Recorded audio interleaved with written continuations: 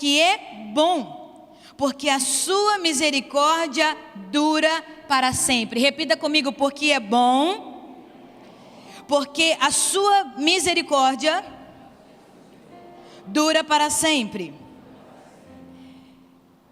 E todo o povo jubilou com altas vozes quando louvaram ao Senhor pela fundação da casa do Senhor. Versículo 12. Porém, muitos dos sacerdotes e levitas e chefes dos pais, já idosos, que viram a primeira casa, choraram em altas vozes quando à sua vista foram lançados os fundamentos desta casa. Mas muitos levantaram as vozes com júbilo e com alegria. O que vemos aqui? Um grupo chorando e outro grupo sorrindo, se alegrando. De maneira que não discernia o povo as vozes de júbilo e de alegria das vozes do choro do povo. Porque o povo jubilava com tão altas vozes que o som se ouvia de muito longe. Fecha seus olhos, Pai. Obrigada por esse tempo, obrigada por essa palavra. Que o nosso coração esteja alinhado com o seu coração, Pai. Espírito Santo, que o Senhor possa agir no nosso interior, para que nós venhamos entender que a transformação, a mudança que o Senhor requer de nós e nos convida a experimentarmos todos os dias, é para nos manter firmes nas jornadas e olhando para frente. E Senhor, é na Tua presença que nós queremos permanecer, e a Tua presença em nós é o que desejamos todos os dias. Assim nós oramos, Pai, em Teu nome. Amém e graças a Deus. Aleluia. Esse tema é muito mais do que um convite para que você possa prestar atenção naquilo que eu vou falar a você. Para que você possa apenas olhar para mim e para que eu venha entender que você está prestando atenção no que eu estou te dizendo. Mas esse tema ele precisa estar presente na minha e na sua vida todos os dias. Existem princípios para a nossa vida que vão nos impulsionar, vão nos levar à frente, que vão nos levar a viver coisas totalmente diferentes as quais nós estamos vivendo hoje, ou que vivemos lá atrás. Esse texto vem trazer uma narrativa de uma situação sobre a edificação do segundo templo, após o exílio que o povo havia vivenciado, que havia acontecido com o povo de Israel. Mas nós vamos andar pelas Escrituras e descobrir o que esse texto tem para nos ensinar. Nós vemos aqui que é uma questão de edificação do segundo templo. E antes de falar sobre esse texto, e o quanto essa palavra ela vai nos ajudar na nossa caminhada e na nossa vida, eu preciso compartilhar com você um pensamento que eu ouvi de um pastor, que diz assim: se a sua visão for para um ano, plante trigo. Se a sua visão for para 10 anos, plante árvore. Mas se a sua visão for para a vida inteira, plante pessoas. E é o que nós estamos celebrando aqui. Vidas sendo transformadas. Como eu já disse, a nossa família crescendo. Entenda primeiro, qual é a sua expectativa? Qual é a sua expectativa? Porque você sabe muito bem da lei da semeadura, do lançar a semente e da colheita. Ela é simples. É sim, sim, não, não na presença de Deus. Tem aqueles que têm a urgência do agora, do hoje, é para hoje.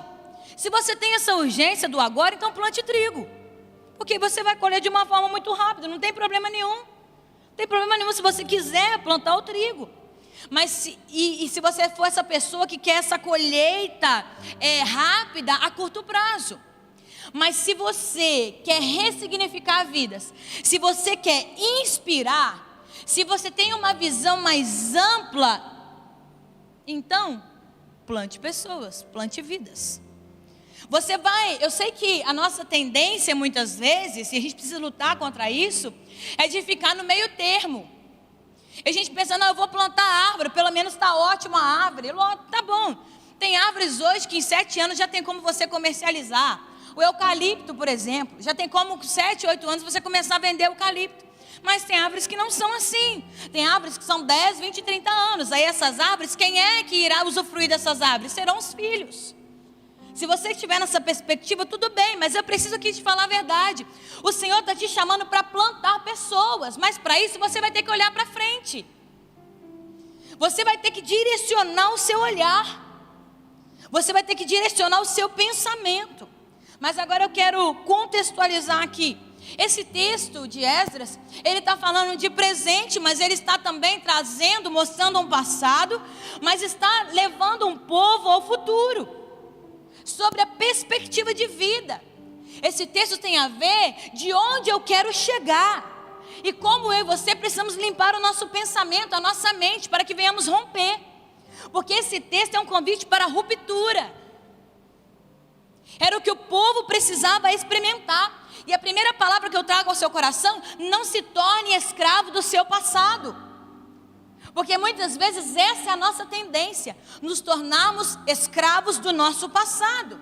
E você já reparou a quantidade de pessoas que têm vivido nesta situação, que vivem em uma verdadeira inércia, que nunca consegue realizar os seus projetos, romper nos seus projetos, sejam eles próprios, sejam nos relacionamentos, seja na área profissional, não conseguem, tem até ideias, tem até pensamentos, mas não conseguem executar. É possível afirmar sem sombra de dúvida que a grande maioria está presa no passado. Não é que está com o pezinho no passado, está com os dois pés no passado. Mas por quê? Porque aprenderam padrões em determinado momento da vida e acreditam que precisam carregar esse padrão para sempre. Não consegue viver sem esse padrão, porque eu aprendi dessa forma, então eu tenho que morrer fazendo isso. E como eu disse, tem o pensamento, mas não consegue executar. Carrega para sempre. Entenda uma coisa, só que nem tudo que você aprendeu no seu passado e funcionou no seu passado vai funcionar no futuro. Vai te impulsionar para o futuro. A questão aqui é que nós ficamos presos, estagnados. E provavelmente alguém esteja estagnado na sua vida, esteja vivendo um impedimento de avanço na sua jornada, em muitas áreas da sua vida. Talvez você esteja sentado pensando assim: meu Deus, eu não rompi nessa área. Por quê? Porque você e eu ainda insistimos em pensar que aquilo que funcionou no passado vai continuar funcionando hoje no futuro. Só que essa palavra é: olha para frente. Tudo bem que tem coisas que a gente não vai desconsiderar no passado, mas tem coisas que a gente vai precisar deixar no passado. Se você quer romper na vida, se você quer romper no presente e ser impulsionado para o futuro, não tem como você vivenciar isso se a sua expectativa estiver no passado. Não tem como. A pergunta é, que eu preciso te fazer nessa manhã: você está preparado para essa conversa? Você está preparado para o que eu vou te falar hoje, aqui nessa manhã? Perceba as coisas novas que Deus tem realizado. Tire o seu olhar do passado e comece a perceber aquilo que Deus tem feito no presente. Sim, considere o que Ele fez no passado, porque Ele é o mesmo ontem, hoje, será eternamente. Mas comece a olhar para dentro de você e observa o que eu sou hoje. O que eu sou hoje, o que eu posso ser lá na frente. Não chore pelo que se foi. Pare de chorar pelo que se foi. E aqui eu quero falar de 4 profetas, não apenas de Esdras. Eu quero trazer o texto de Ageu, capítulo 2, versículo 3, que vai dizer: quem de vós que tenha sobrevivido contemplou esta casa na sua primeira glória? E como a vedes agora, não é ela como nada aos vossos olhos? O que esse texto está dizendo? No ano 587, Israel sofreu o exílio. E no exílio, aqui, alguns já haviam morrido, outros nascido, outros já estavam velhos. Mas essa palavra vem nos mostrar, e o contexto histórico é que eles permaneceram no exílio por 70 anos. Para pensar, onde o sonho de todo judeu que nasceu no exílio estava em outro povo, estava em outro lugar, em outra terra, a 1000 quilômetros longe de casa, O povo estava com a terra destruída. O sonho aqui tinha a ver com um novo lugar, um novo tempo, um novo momento. O sonho aqui tinha a ver com o templo de Salomão, de uma glória tremenda. Eles queriam que tudo aquilo que eles haviam vivenciado lá atrás fosse reconstruído. Mesmo os que haviam nascido no exílio, jovens que nunca viram a glória, aquele templo. O exílio havia acabado, eles estavam voltando para casa. Haviam muitas influências dos profetas, mas também de alguns homens do governo. E como eu te disse, porém 4 profetas são bem importantes nesse trajeto de retorno. Como eu te disse, o primeiro é Esdras, que descreve sobre um grande avivamento que aconteceu. Mas quando eles começam a mexer nos escombros daquela cidade que eles haviam deixado, 70 anos depois eles estavam voltando. Muitos haviam morrido, outros estavam voltando agora idosos. Eles estavam vendo o que havia restado ali. E quando eles começam a procurar entre os escombros, eles encontram os escritos, a Torá, Pentateuco, os primeiros 5 livros da Bíblia, que estavam intactos nos escombros. E quando começam a ler, eles descobrem o quanto eles haviam se distanciado da vontade de Deus. O quanto eles haviam se distanciado da presença de Deus. O quanto eles haviam perdido a palavra. E deixa eu te falar uma coisa: quem perde a palavra, perde o destino. Quem perde a palavra, perde o destino, perde a direção. Ao voltar e encontrar a Torá, era entender, nós estamos encontrando de novo a palavra. Então Esdras, ele marca uma reunião na porta das águas. E ele começa a ler em voz alta, em hebraico, todos os textos que ele pôde ali recuperar. Só que entenda uma coisa, ali haviam jovens que haviam nascido na Babilônia. Então era necessário ter intérpretes. Por quê? Era um desafio imenso. Por que precisou ter esses intérpretes? Porque eles haviam ficado tanto tempo afastados de Deus, que até o idioma, até a cultura eles perderam. E aí chega esse momento. Só que aí vem Neemias. Você sabe da história de Neemias. Neemias viu que eles haviam construído casas, mas haviam se esquecido de construir um muro, e cidades precisam ter muros. E ele então desafia: em 52 dias nós vamos construir os muros, reconstruir os muros.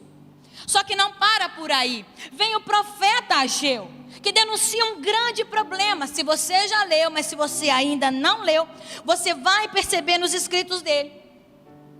Ele vai dizer: vocês esqueceram de algo, vocês esqueceram de um detalhe. Vocês separaram o material do templo, mas esse material não foi para o objetivo principal, que era a construção do templo. Sabe o que vocês fizeram?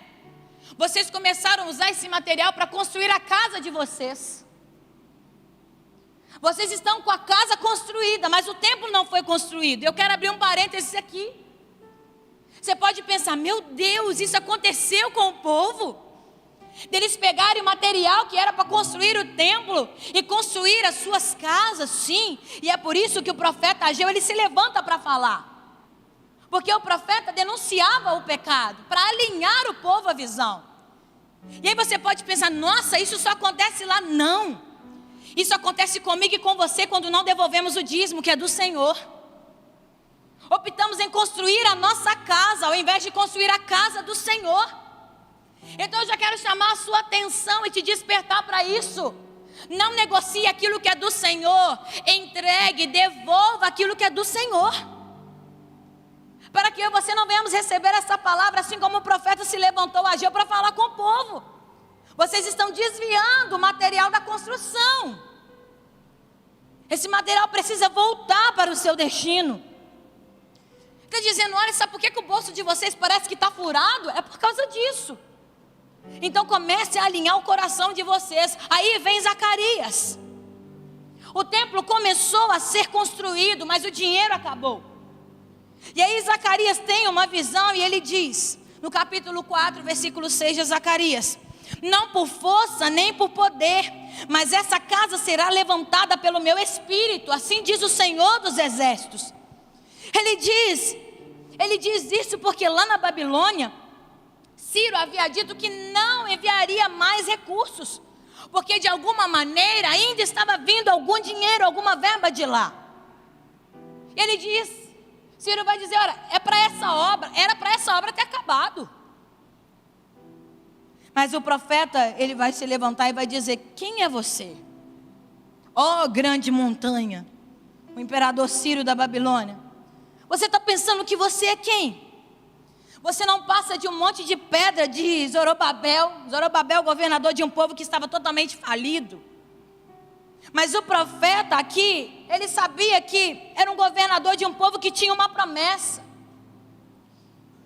Mas ele está dizendo, assim como Deus colocou a pedra no início, Ele vai colocar a pedra de fechamento. Pode ficar tranquilo. Você pode parar de mandar recurso, mas nós não precisamos desse recurso. Deus, Ele começa a trazer esse movimento de profecia entre o povo, para sacudir o povo, a visão e o pensamento do povo. O profeta está dizendo, vai ter gente aplaudindo de pé o que vai acontecer lá na frente. Não tem problema, Ciro, se você parar, porque é o Deus que se move do céu, esse não para. Esse não para. A obra começou, o dinheiro acabou, e o povo diz: o que vai acontecer agora? O que vai acontecer agora? Aí entra o profético, porque toda vez que o profético entra, o natural se torna obsoleto. Aí começa o profético a se movimentar. Não importa se eu tenho ou não tenho, importa que Ele prometeu. E se Ele prometeu, Ele vai cumprir. Ponto final. Mas vamos voltar a falar de Esdras, já que eu te apresentei os 3, somando 4 com Esdras. Todos eles estão na Bíblia. A questão aqui no povo, da palavra de Esdras que nós lemos, é que existia perspectiva diferente. Por isso uns riam e outros choravam. Mas quem chorou? Os anciãos, alguns sacerdotes, alguns levitas. E quando os jovens viram a obra começando, os fundamentos e as colunas, começaram a sorrir, porque não haviam tido essa experiência.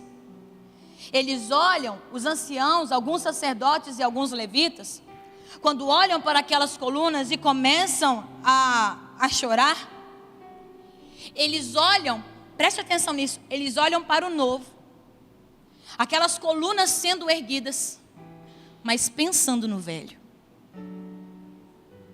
Olhando para o novo, pensando no velho, não conseguia celebrar, não conseguia sorrir, só sabia chorar. Porque só se lembrava do velho.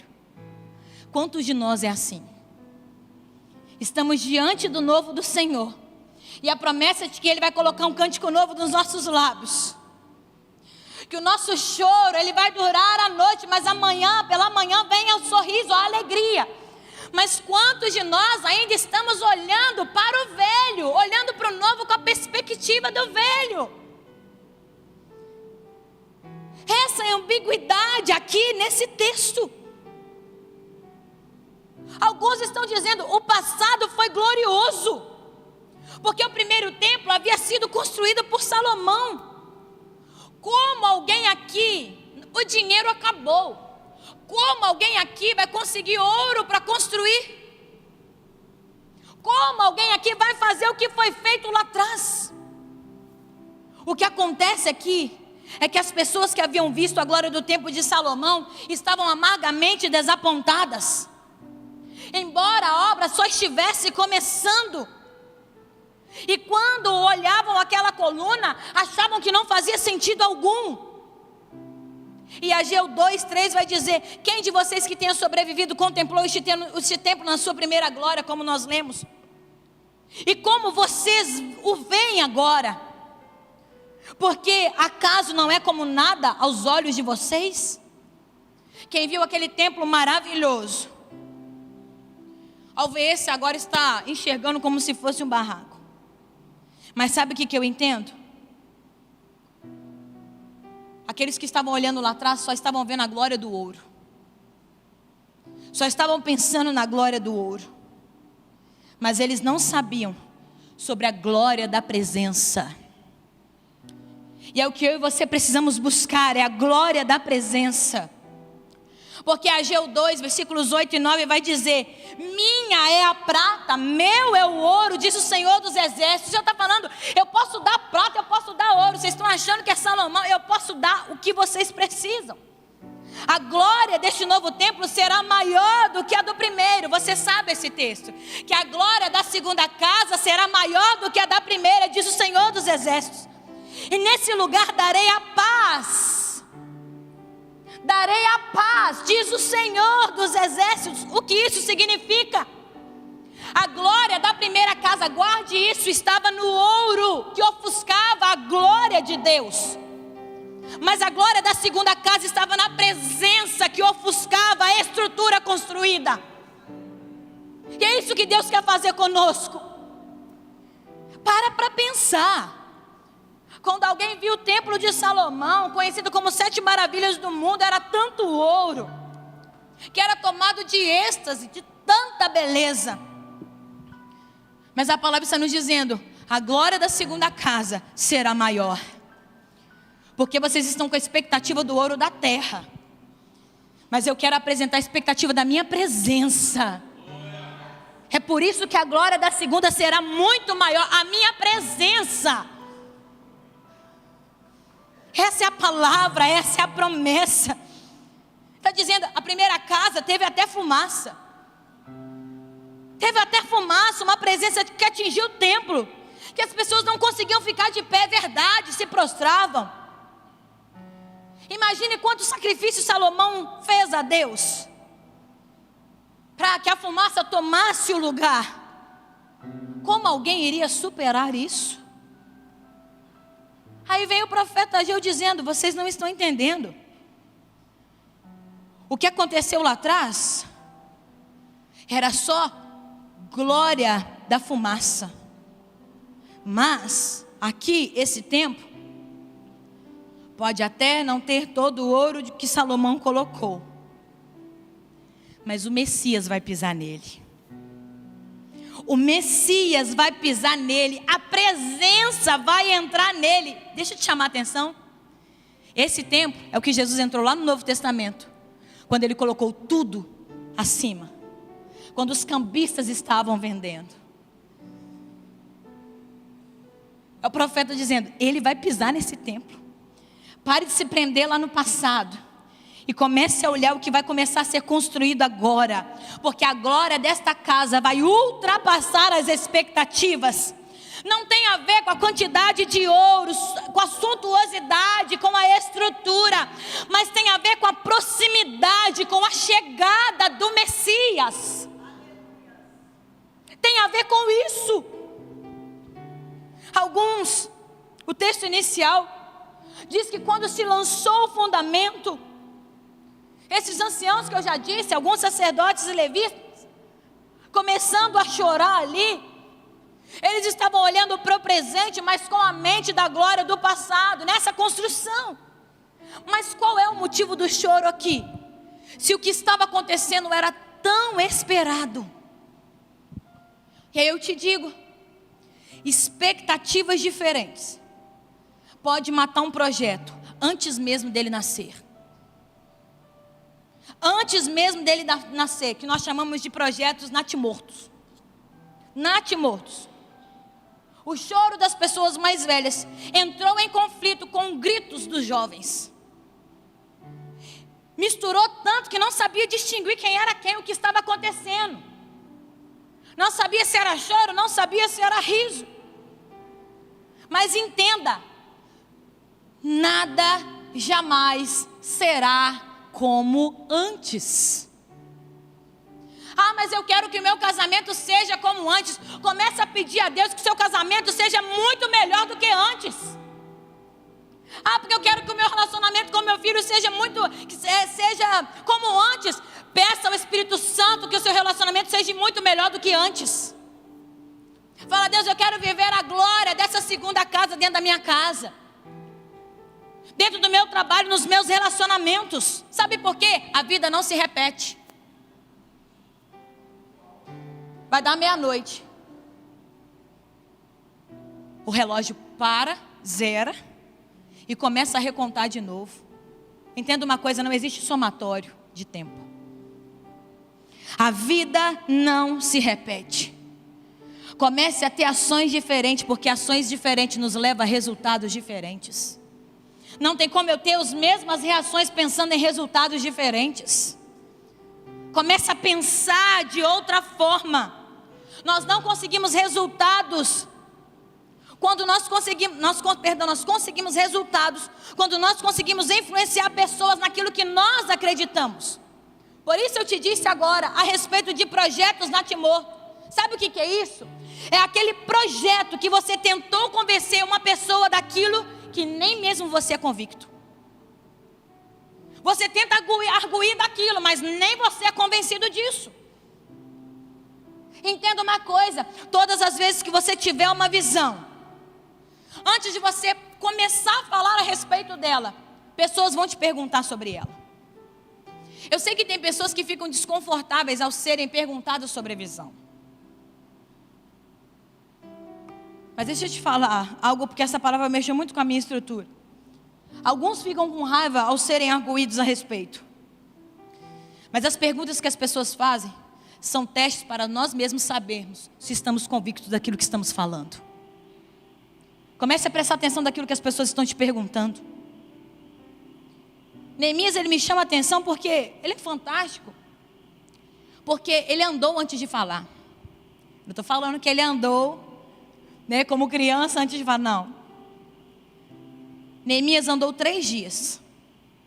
Ele olhou tudo que tinha que ser visto.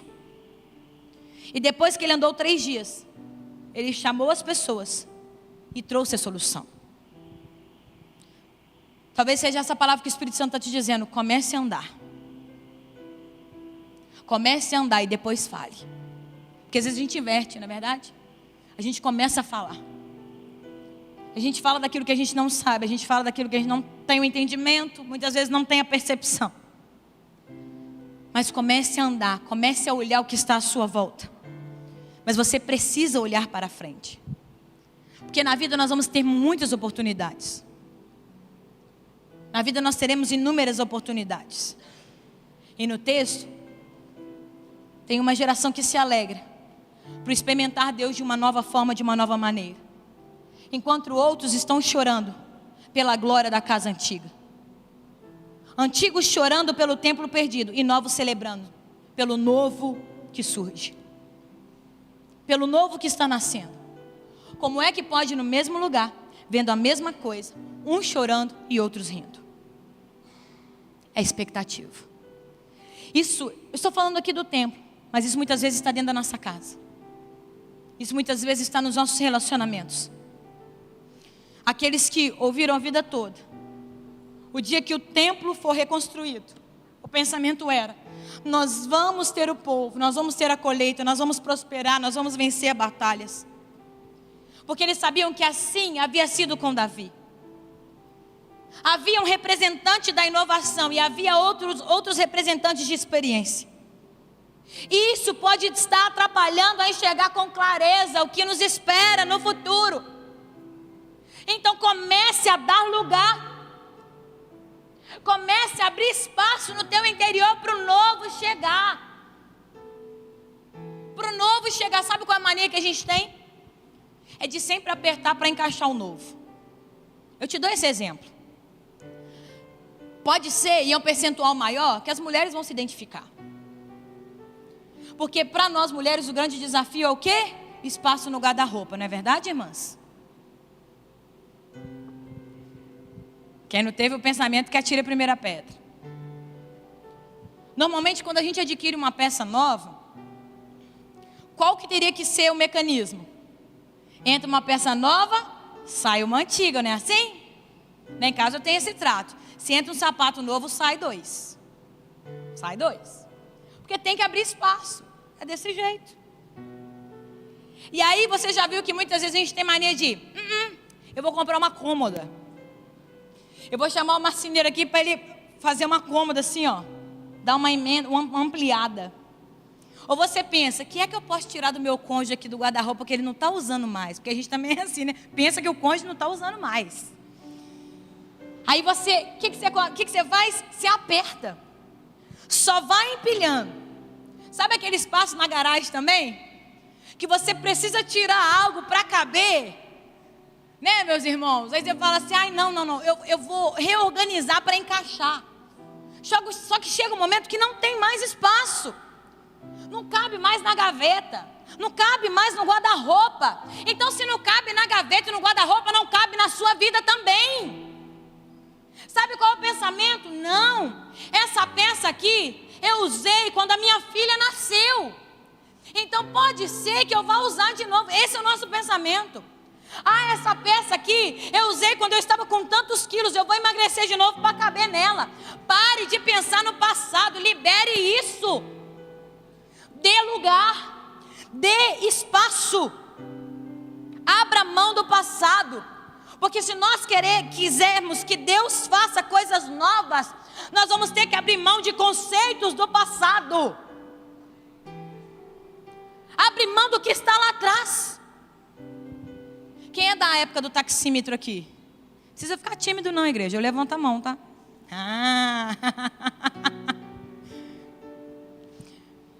Eu sou da época do taxímetro já digitalzinho ali, né? Mas tem aquele que você andava com a bandeirinha, né? Você andava com a bandeirinha. Só que hoje, você pede o aplicativo, o Uber Livre 99, aí vai, né? Tal. Sem merchan, propaganda aqui. E aí, já é calculado para você. A quilometragem já está ali e calcula para você o valor. Antigamente você sentava no táxi, você orava para aquele número parar de subir. Era assim, comigo era assim. Falava, meu Deus do céu. Tá igual a tela do mercado hoje, né? Que você passa 5 itens, parece que está fazendo a compra do mês. Que você fala, o que eu estou levando? Falei, isso é pela fé mesmo, né? Que olhos não viram, nem ouvidos ouviram. Que você fala, Jesus. E era assim no taxímetro. Você não tinha controle ali. Hoje em dia você já sabe, você já se prepara para o baque. Não é? Mas as coisas mudaram. Não tem como eu tentar continuar caminhando com esse taxímetro dentro do carro. Não. Não tem como eu pegar um Nokia 1100 e tentar buscar um sinal para ver se ele vai funcionar, para me tirar uma foto, para compartilhar o WhatsApp. Não tem como, não funciona o sistema. E a máquina de escrever? Eu tenho uma ainda. Mas vamos ser sinceros, você sente saudade da máquina de escrever? Que os dedinhos ficavam até dormente? Quem é da época da máquina de escrever? Quando fez a elétrica, que até apagava, meu Deus do céu, aquilo era um sonho. Só que hoje é computador, hoje é tablet, hoje é celular. Aí eu te faço a pergunta, você quer voltar para a máquina de escrever? Lá você vai fazer assim, não, pastora, hoje eu falo e o celular digita para mim. É óbvio, tem coisas que é assim. Você tem saudade da máquina de escrever? Não. Você tem memórias, você tem recordação, mas você não tem saudade. É isso que Deus está falando com o povo. Pare de se agarrar a essa saudade, a esse saudosismo. Lembrança é uma coisa. Você pode até lembrar, mas não se agarre a isso. O grande problema é que tem uma geração que fala que aquela época era boa, que sela a nostalgia no pacote. Mas eu quero continuar a falar com você, porque o que me chama a atenção nesse texto, é que eles olhavam, mas não enxergavam. É igual a diferença de escutar e ouvir. Existe a diferença de olhar e não enxergar. A minha mente tem os conceitos do passado. A sua mente, a nossa mente, que muitas vezes não nos ajuda a romper na vida. E talvez você diga, eu não consigo ver como você vê. Eu não consigo ver como você vê. Eu olho, mas não enxergo. Eles estavam olhando a casa nova, mas enxergavam a antiga. Não conseguiam enxergar a casa nova. A questão não é o que você está olhando, mas o que você está enxergando. Eu posso olhar para todos vocês, mas eu preciso começar a enxergar que você está com a blusa branca, você está com a blusa azul clara, que você está com a blusa preta do impacto. Eu começo a perceber os detalhes. Quando nós estamos obcecados por uma visão, nós não conseguimos ver o que estamos olhando. O segredo, volto a dizer, não está no que você viu, mas sim no que você interpretou. Por isso Deus quer fazer algo novo. Ele quer nos apontar o destino profético. Por isso a palavra, o convite hoje é para que você venha tomar a decisão. Não transfira seus traumas e dor para os seus filhos. Porque eu vivenciei isso no passado. Eu me adaptei com isso. E eu sei que os meus filhos vão viver da mesma forma. Porque eu sou uma pessoa que eu não comunico, eu não preciso viver disso, eu não preciso ter amigos, convivência. Entenda uma coisa, a vida tem a ver com conexões. Então não transfira os traumas. Não transfira o seu passado para a vida dos seus filhos. Deixe Deus trabalhar, deixe Deus fazer o novo. E não apenas deixe, mas vivencie todo o processo. E eu já começo a dar os passos para finalizar essa palavra. Porque a pergunta aqui é: por que buscais entre os mortos ao que vive? Lucas 24, do versículo 4 a 6. Mas o primeiro versículo diz: estando elas possuídas de temor, baixando os olhos para o chão, eles falaram: por que buscais entre os mortos ao que vive? Como é que você pode ir no cemitério buscar uma pessoa viva? Como é que você pode ir no cemitério procurar alguém que está vivo? Sabe o que essa palavra quer dizer? Por que eu te falei a respeito desses profetas, desses dois tempos, do passado e do futuro? Porque muitos de nós estamos buscando no presente aquilo que já morreu no nosso passado. Muitos de nós estamos ainda nesse caminho, fixados nessa visão, procurando algo que Deus já transformou há tempo. E a gente pensa: Deus, o Senhor não fez. O Senhor não atendeu da forma que eu esperava. E Deus está dizendo: eu estou trazendo algo novo para você. Comece a enxergar o que eu estou te apresentando. Comece a enxergar o que eu estou te apresentando. Sabe por quê? O seu propósito é maior do que a sua história. Existem coisas que não vão ser como eram antes. Mas o que Deus vai fazer hoje é trazer um novo sentido ao seu coração, à sua vida, de que a glória da segunda casa será maior do que a da primeira. E guarde bem isso. Sua história, a nossa história é resultado das nossas escolhas. Porém, o seu propósito é resultado das escolhas de Deus para a sua vida. Então comece a viver os propósitos de Deus para você. Por que eu vou buscar sentimentos mortos do passado? Por que é que eu vou buscar pessoas que já estão lá no passado?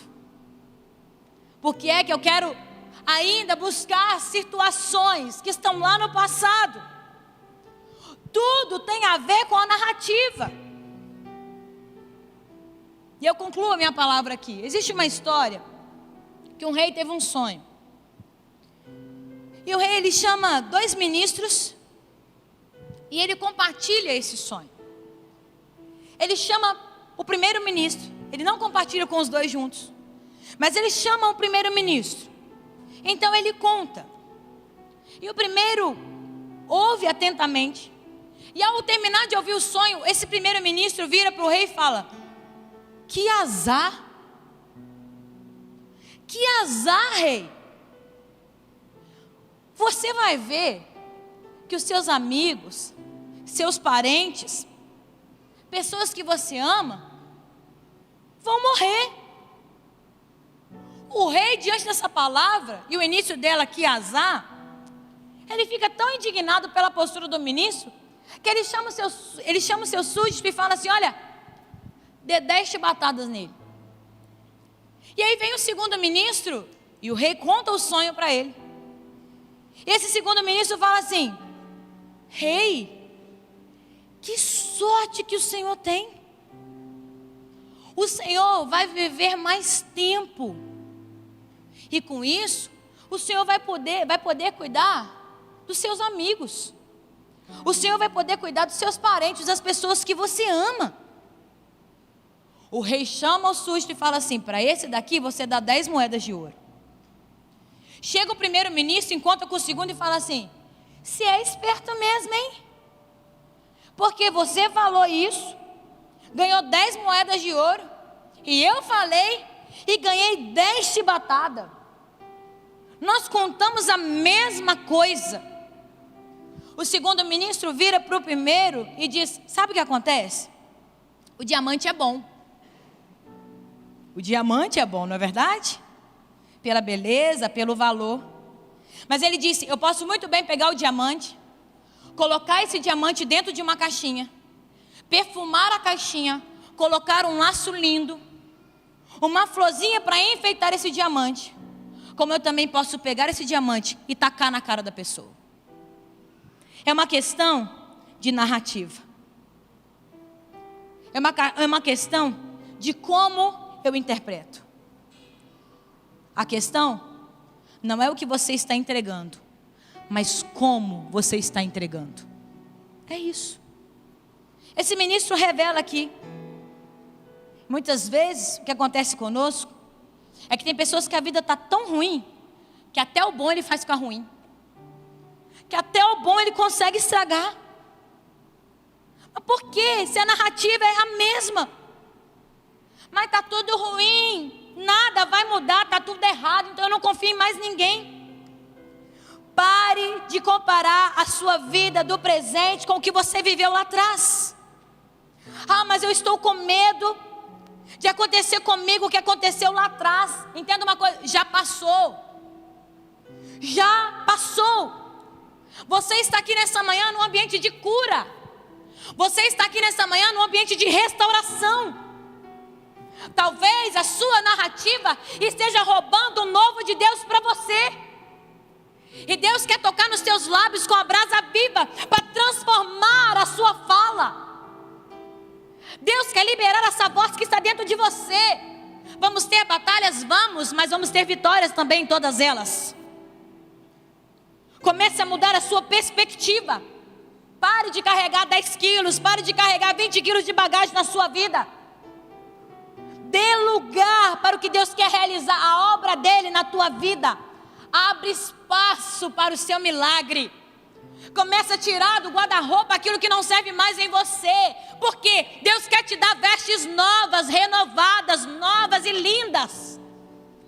Mas você vai precisar abrir espaço. Você deseja isso nessa manhã? Você quer isso nessa manhã? Então declare para ele: eu quero olhar para frente. Eu não quero mais olhar para trás, porque eu sei, nós sabemos que o desafio é olhar para frente. Mas entenda uma coisa: Ele é a luz do mundo. Ele é a nossa luz e Ele já tem iluminado o nosso futuro. Ele já tem iluminado os nossos passos no presente. Mas se nessa manhã esse é o seu desejo de enxergar o novo e entender que a glória da segunda casa será maior do que a primeira, que os seus olhos não precisam estar fixos no ouro e prata que essa terra pode consumir, mas naquilo que Deus pode fazer, eu quero te convidar a se colocar de pé e a dizer: eu estou aqui, Pai. Eu estou aqui e eu escolho olhar para frente. Eu não quero mais olhar para trás. Porque o meu passado, ele não vai mais determinar o meu futuro. Eu sei que uma coisa é testemunhar o que Deus fez, quem nós éramos e quem somos agora e o que Deus está fazendo. Isso ninguém vai tirar de você. Isso é a sua característica. Isso é para testemunho da glória de Deus. Mas eu quero te dizer a respeito daquilo que tem te prendido, aprisionado lá atrás. Hoje nós estamos nos colocando de pé porque nós também temos um desafio de um templo novo. Um templo novo. E essa palavra é sobre nós, que a glória da segunda casa será maior do que a da primeira, porque Deus está restaurando a nossa visão nessa manhã. Deus está restaurando os sonhos do nosso coração e da nossa mente. Mas talvez esse também seja o desejo para a sua casa, para o seu casamento, para o seu relacionamento. Eu não sei qual é a área, mas você sabe muito bem. Deixa eu te falar uma coisa. Sabe por que o convite nessa manhã é olhar para frente? Foi uma palavra que Deus me deu. Deus falou comigo: olha, coisas que você está esperando que acontecessem em 10 anos, eu vou abreviar o tempo. Eu vou te dar velocidade. E essa palavra eu libero sobre você também. Deus vai começar a te dar velocidade. Você estava em passos vagarosos. Você estava contemplando a direita, você estava contemplando a esquerda. Deus está falando: a partir de agora você vai olhar para frente e você vai ter velocidade, porque você sabe aonde você precisa chegar. Eu quero te convidar a fechar os seus olhos. E se você quer viver nessa velocidade que você jamais atingiu, se você quer viver esse novo tempo na tua vida, não tem ninguém te olhando. Sabe quem está te olhando nessa manhã? É o maior interessado em transformar a sua história. E o maior interessado que você viva o novo dele é o Senhor, é o teu Pai. Ele está falando: filho, eu estou aqui. Eu quero te pegar pelas mãos. Eu quero te fazer andar por tudo aquilo que eu quero que você enxergue. Mas vai chegar um momento que eu vou soltar a tua mão para você pegar velocidade. É o meu vento que vai te levar a pegar essa velocidade.